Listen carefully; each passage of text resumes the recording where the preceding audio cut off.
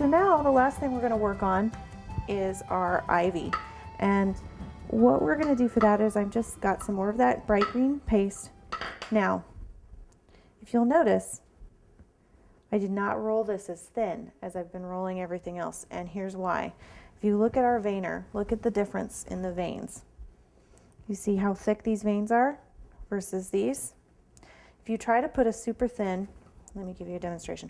If you try to put a really, really thin piece of gum paste, something that you would normally, this is about how thin I would normally roll my gum paste for a flower petal. If I were to place this in this heavy duty mold and press down, it rips right through it.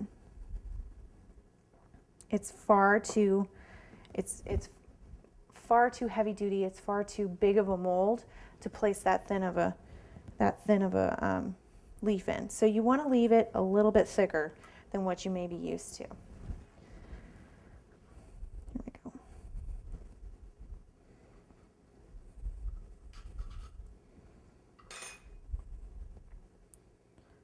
So hopefully I can get 2 out of that. Maybe. Okay.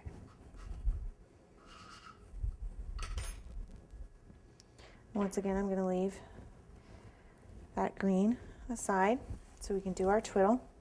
Now, in addition to needing a thicker roll on your gum paste, we're also going to be using a little bit thicker, heavier duty wire for our ivy, and it's just because it's such a wide leaf, we really want it supported. So we're going to be using that 22 gauge.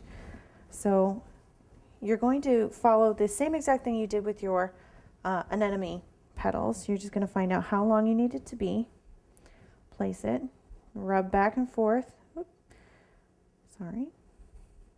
Rub back and forth between your fingers and leave a pretty good amount. Said you really want it to be supportive. And then what I'm going to do is I'm actually going to lay this right here in my mold. And then I'm going to place my leaf right on top, and I'm going to gently press down. That's the other thing about these, is this mold is so heavy duty, you do not need to press on it like you do the poppy mold to have it make a good impression. It's going to leave very thick veins without you pressing too super hard. So now we've got this horridly bright green leaf, and we're going to take it over here, and we're going to use that nice ivy green, and the same as we did on our clover, we really want to work kind of from the outside in, because you do want a little bit of striation in color. So once you've got the front dusted, don't forget to turn it over and dust the back.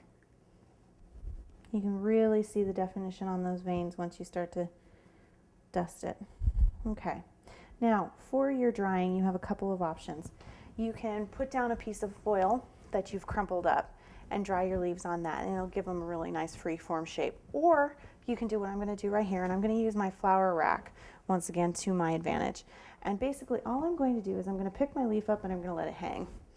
And then I'm going to start to play with it. And I'm going to kind of, pinch on one side and maybe push it together, or maybe push one side out.